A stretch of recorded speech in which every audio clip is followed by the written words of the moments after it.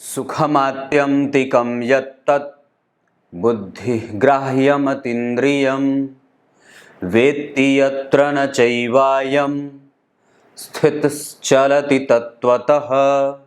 प्रिय दर्शकों नमस्कार, एक बार फिर से उपस्थित हूँ आप सबके सामने रविवार के बाद सोमवार के कार्यक्रम में। कल का कार्यक्रम आप लोगों ने देखा भी है और नहीं भी देखा है, पर जाकर के उसे ज़रूर देख लेना और उस कार्यक्रम को ज़रा आगे बढ़ाने का भी प्रयास कर लेना चाहिए।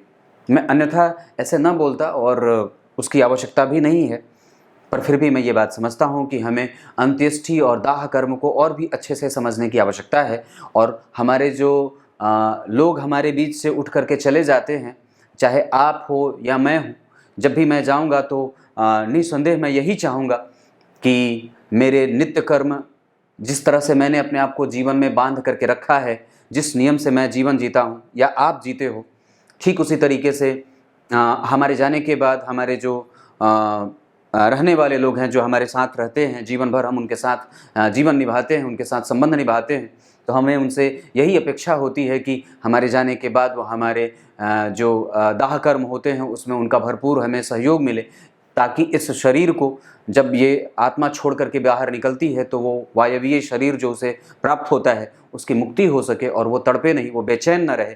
आपके निकट आपके दादाजी रहते हैं, आपकी दादी रहती हैं, आपके निकटस्थ जितने भी लोग रहते हैं, जब वो हमारे बीच से चले जाते हैं तो हमें उनके दाह कर्म के जितने भी नियम बनाए गए हैं उसका भरपूर और पूरे संयमन के साथ पालन करना चाहिए। ये बहुत ही आवश्यक है, क्योंकि आपको ये लगता है कि ये पुराणपंथी है, ये बीती बात है, ये ढोंग है या फिर ऐसा है जो मर गया वो। नहीं नहीं नहीं नहीं, ऐसा बिल्कुल भी नहीं है और ऐसा बिल्कुल सोचना भी नहीं है, क्योंकि आज मैं जो विषय आपके सामने लेकर के आया हूँ ये भी कुछ ऐसा ही विषय है जिस पे आप ये समझ लो कि जैसे वो पूर्वजों के द्वारा किए गए कुकृत्य और उसके द्वारा किए गए बुरे कर्मों के फल के रूप में वो हमारे सामने जो है वो उसके फल मिल जाते हैं। जैसे आपको एक उदाहरण स्वरूप अगर बात बता दूं कि जैसे आप ज़मीन खरीद रहे हो, बेच रहे हो, उसमें आपको नुकसान हो रहा है। अपना घर बनाया और उसमें आप रह नहीं पा रहे हो, किराए के मकान में अभी तक रह रहे हो, अपने भूमि पे वास करने का अवसर प्रदान नहीं कर पाए आप अपने शरीर को।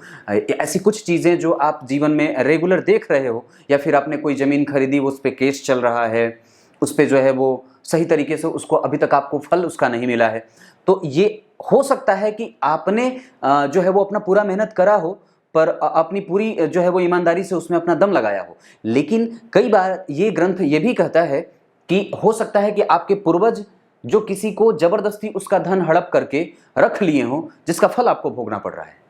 क्योंकि गौर करना, ये ग्रह और नक्षत्र जो आपकी कुंडली में बैठे हैं, जैसे जैसे वो आपके कर्मों के आधार पर ही परमात्मा और विधाता के द्वारा सजाए गए हैं भाई मेरे। हाँ, वो ऐसे ही नहीं है। और एक बात और भी है, इसे भूमि दोष कहा जाता है। भूमि दोष कहने का मतलब है, आज जिस कार्यक्रम से आपका परिचय कराने वाला हूं उसमें मूलतः ये बात सामने आएगी कि व्यक्ति को धन का सुख तो चलो मिला, उसने कई जगह घर इकट्ठा भी किए पर किसी का सुख नहीं भोगा। कई जगह उसने भूमि में पैसे लगाए पर हर जगह नुकसान ही हुआ। उसने जमीनें खरीदी पर कोर्ट में केस बाकी है, घर के लिए पैसे दिए और अपार्टमेंट बनाने के लिए पैसे बुक कराए, पता नहीं 10 साल तक इंतजार भी किया और घर का जो है वो स्वप्न भी देखते रह गए और मिला भी नहीं। तो कुछ इसी तरीके के कार्यक्रम के साथ आज उपस्थित हूँ आप सबके सामने। बन के रहिएगा, कार्यक्रम के अंतिम हिस्से तक कहीं नहीं जाना है, बिल्कुल बन के रहिएगा। शुरू करते हैं आज का कार्यक्रम और कार्यक्रम के आरंभ में बोले गए श्लोक का अर्थ भी बताने वाला हूँ। एप्लीकेशन JYOEISHHILAKSHYA इस नाम से आपको प्ले स्टोर पे मिल जाएगा, जरूर डाउनलोड करिए और वहां पे आपको प्रत्येक दिन का कार्यक्रम भी जरूर मिल जाएगा। शुरू करते हैं आज का कार्यक्रम।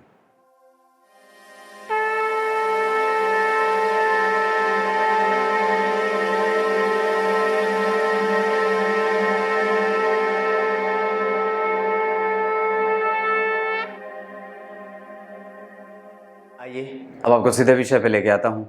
बात यहाँ से शुरू करनी है और वो ये है कि जन्म कुंडली में भूमि का कारक मंगल को कहा जाता है। इसे भूमि से उत्पन्न हुआ या भूमि का पुत्र कहा जाता है मंगल को। इसी वजह से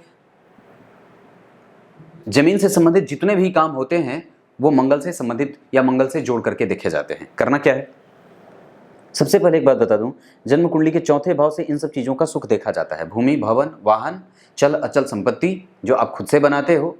पैतृक संपत्ति का भाव जन्म कुंडली में यहाँ से भी देखा जाता है और यहाँ से भी देखा जाता है, यहाँ से भी देखा जाता है। इन सब चीज़ों का संबंध अगर बने, जैसे छठे भाव के अधिपति, अष्टम भाव के अधिपति, द्वितीय भाव के अधिपति, चतुर्थ भाव के अधिपति, अगर इनका संबंध बने कहीं से भी, तो व्यक्ति को इस बात से निश्चिंत हो जाना चाहिए कि उसकी पैतृक संपत्ति उसको जरूर ही मिल जाएगी। उसके बाद जन्म कुंडली के, मैं थोड़ा सीरियस था, थोड़ा चेहरे पर हंसी ला देता हूँ। अब उसके बाद क्या देखना है कि जन्म कुंडली के चतुर्थ स्थान के अधिपति अगर जन्म कुंडली में छठे, आठवें और 12वें भाव में बैठे हों तो आपको सावधान होने की आवश्यकता है और पैसे देने से पहले 10 बार विचार कर लेना चाहिए कि आप जिसको पैसे दे रहे हो वो कितना विश्वसनीय है। चाहे कुछ भी खरीद रहे हो, कुछ भी नया लेना चाहते हो, ज़मीन में इन्वेस्ट करना चाहते हो, तो आपको ये ध्यान रख लेना चाहिए। उसके बाद जन्म कुंडली में चौथे भाव के अधिपति अगर कमज़ोर पड़ रहे हों, मतलब नीच के हों, अस्त हों, कमज़ोर हों, मृतप्राय हों, बाल अवस्था के हों, तो उसका सुख धीरे धीरे या देर से मिलता है।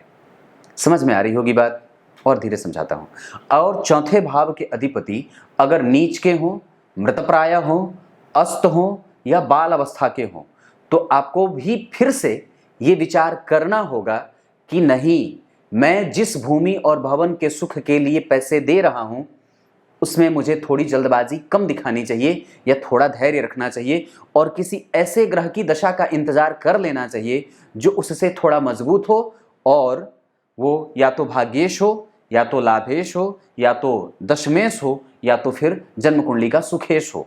अगर सुख की स्थिति नहीं कमजोर बन रही है तो फिर आप आराम से जमीन खरीद सकते हो या भूमि दोष की स्थिति पैदा नहीं है। भूमि दोष बनती कैसे है? जब हम इस बात पे और इस सवाल का उत्तर ढूंढते हैं तो इसके लिए एकमात्र कारक ग्रह मंगल अगर जन्म कुंडली में कमजोरी की स्थिति को प्राप्त कर रहा हो, जैसे वो नीच का बैठा हो, अस्त हो, या पाप कर्त्री में फंसा हो, या फिर जन्म कुंडली में वो नीचाभिलाषी होने की तरफ या नीचाभिलाषी बैठा हो, यहाँ या शत्रु के घर में बैठा हो, जैसे कहीं पे भी, कोई आवश्यक नहीं है वो यहीं बैठा हो, कहीं पे भी जन्म कुंडली में अगर वो नीच की राशि में बैठा हो या फिर वो शत्रु के घर में बैठ रहा हो और उसके साथ उसकी मित्रता न बन रही हो, या उस भाव, जैसे मान लो यहाँ पे चंद्रमा, तो मंगल तो यहाँ पे टोटली नीच के हो गए। अब मान लो उदाहरण में मैंने यहाँ पे मान लो 4 नंबर को हटा करके यहाँ 11 लिख दिया और शनि जो है वो जन्म कुंडली में यहाँ बैठ गए। मान लो शनि यहाँ बैठ गए, शनि को मैंने यहाँ बिठा दिया और मंगल यहाँ 11 बैठ गए। अब ये तात्कालिक मित्रता में भी 1 2 3 मित्र नहीं हुए, शत्रुता का भाव हो गया। तो ऐसी स्थिति जब बनती है कि व्यक्ति की कुंडली में मंगल की स्थिति प्रत्येक पल कमजोरी की तरफ बढ़ रही है, तो निस्संदेह ये भूमि दोष है। और ये उत्पन्न कैसे होता है? उत्पन्न होता है, मान लो आपके पूर्वज जो हैं वो बहुत ऊंचे खानदान से आप आते हो, आपका खानदान बहुत बड़ा है, हो सकता है आपके पूर्वज जो हैं वो पट्टीदार हों, वो जो पूर्वज आपके रहे वो जमींदार हों, तो उन्होंने किसी गरीब को कमज़ोर करके, परेशान करके या गलत तरीके से धन कमा करके अगर वो कोई धन इकट्ठा किया है, चल अचल संपत्ति खड़ा करी है, तो निसंदेह उसमें दिक्कत होती है। और ये ग्रंथ की बात है, और ये ग्रंथ की बात है, और ये ग्रंथ में लिखी है बात। दरअसल आप जो आज भोग रहे हो, आपको आज जो भवन और वाहन का सुख या फिर चल अचल संपत्ति का सुख नहीं मिल रहा है, इसके पीछे सिर्फ आपके ही कर्म निमित्त नहीं हैं। उसके पीछे का कमज़ोर होने का कारण ये भी है, वो इस वजह से भी आपके जीवन में उस चीज़ का कमज़ोरी से लाभ मिल रहा है कि हो सकता है कि आपके पूर्वजों ने उस ज़मीन को गलत तरीके से हड़प करके आपके या अपने नाम करा हो। इस वजह से भी कई बार व्यक्ति भूमि के विवाद में पड़ जाता है। और दूसरी बात है कि इसकी पुष्टि इस वजह से भी हो जाती है कि अगर ये इस तरीके का कोई दोष आपकी कुंडली में बन रहा है, तो निस्संदेह वो आपकी कुंडली में इस बात को दिखा देगा कि आपकी कुंडली में मंगल की स्थिति कैसी है। अगर जन्म कुंडली में मंगल की स्थिति अच्छी है तो निस्संदेह वो एक अच्छी स्थिति का द्योतक होगा और निस्संदेह आपको उसका भरपूर लाभ भी दे देगा। परंतु मैंने जहां तक कई कुंडलियों में ये बात देखी है कि अगर जन्म कुंडली के दूसरे भाव में शनि मंगल राहु केतु का प्रभाव होता है या यहाँ के अधिपति कमजोर होते हैं, तो पैतृक संपत्ति देर से मिलते देखी जाती है। साथ ही साथ जन्म कुंडली के अगर चतुर्थ भाव के अधिपति छठे में, आठवें में या 12वें में बैठे होते हैं तो भी पैतृक संपत्ति मिलने में देर होती है। व्यक्ति अपने ही बल पर कमाए गए धन का संपूर्ण लाभ नहीं प्राप्त कर पाता है, या वो जीवन पर्यंत घर बनाने के बावजूद भी किराए के मकान में डोल रहा होता है। उसके बाद तीसरे नंबर पे जो आपको देख लेना चाहिए कि आपकी कुंडली में मंगल की स्थिति कैसी बन रही है। वो जिस भी भाव का अधिपति हो, चाहे कोई फर्क नहीं पड़ता, पर इस बात से वो जरूर ही संबंध बनाता है कि वो आपकी कुंडली में भूमि का सुख कितना है।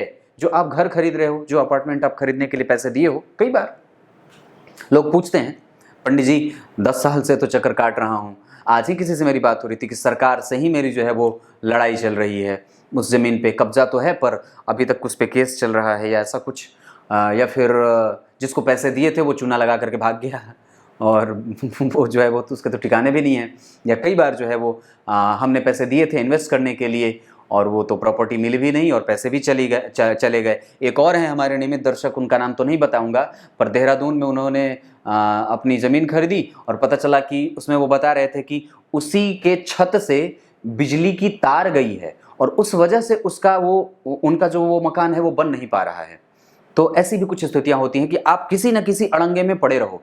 तो ऐसी स्थिति भी कुंडली में कई बार बन जाती है, तो आप जरा इसे चेक कर लेना।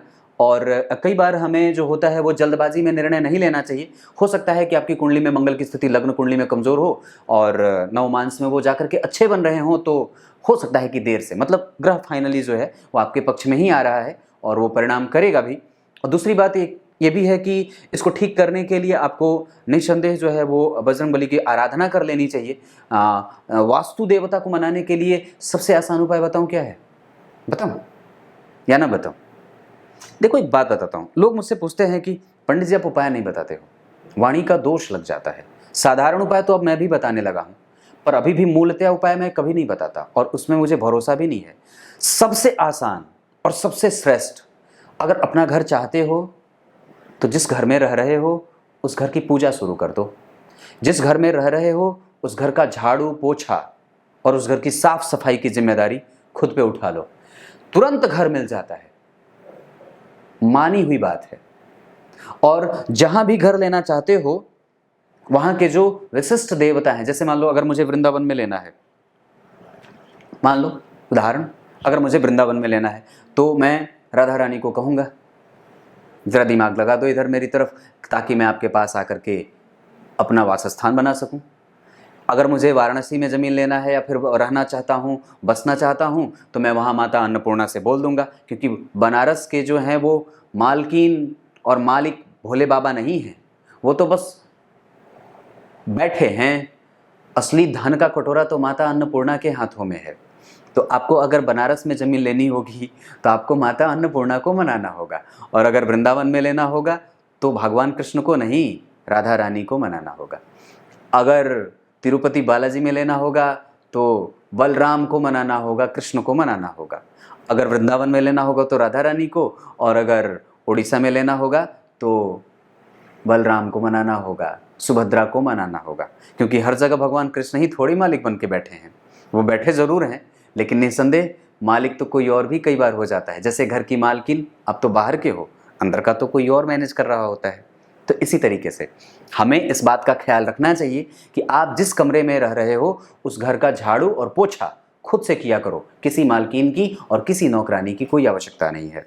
खुद से करोगे तो जल्दी ही सफलता मिल जाएगी।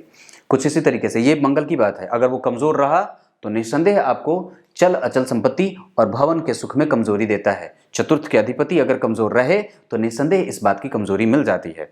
और ये दोष सिर्फ बजरंगबली की पूजा और वास्तु देवता की पूजा, जहां आप वास कर रहे हो, उससे ठीक हो जाता है। बहुत ज़्यादा तिकड़म और दिमाग लगाने की कोई आवश्यकता नहीं है। आप बिल्कुल सुरक्षित हो, पर देने से पहले उस व्यक्ति का जन्म का नक्षत्र या उस व्यक्ति का नाम और अपने नाम से उसका संबंध कैसा बन रहा है ये जरूर देख लेना चाहिए, और एक समुचित समय पे ही पैसे लगाने की तरफ बढ़ना चाहिए।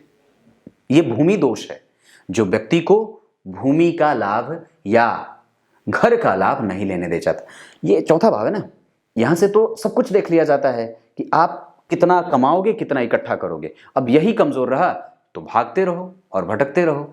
कुछ इसी तरीके से आज के कार्यक्रम का समापन करते हैं। कार्यक्रम के आरंभ में बोले गए श्लोक का अर्थ बता देता हूं। गीता जी के 6ठे अध्याय के 21वें श्लोक में भगवान ने बात कही है। क्या कही है? अगर बुद्धि ग्राह्य हो जाए तो वो फिर किसी भी तत्व से विचलित नहीं होता। मतलब क्या है? आप अगर ये जान गए कि क्या सही है और क्या गलत, कौन सत्य है और कौन असत्य, तो निस्संदेह आप किसी से भी प्रभावित नहीं होगे। न तो संबंध आपको प्रभावित कर सकते हैं, न तो कोई दुनिया की लालच, और न फिर आपकी तस्वीर और न उसकी तस्वीर। एक बात और है, आप हमेशा ही इस बात के लिए प्रयास करते रहो कि परमात्मा ने आपको जो जन्म दिया है वो खुश रहने के लिए दिया है। नाराज होगे तो उसकी प्रतिकृति मिलती रहेगी। उदास न हो, हताश न हो, नाराज न हो, परेशान न हो, विचलित न हो, कुंठा से ग्रसित न हो, क्योंकि ये सब मानव के गुण हैं ही नहीं, क्योंकि वो परमात्मा में नहीं है। तो जब वो परमात्मा में नहीं है तो आपके अंदर कैसे आ सकते हैं? विचार करके देखना। आप तो बस खुश रहो, प्रसन्न रहो, उल्लास से भरे रहो, आत्म संयम से जीवन जियो और भागो मत चीजों के पीछे। तब तक के लिए बहुत बहुत नमस्कार।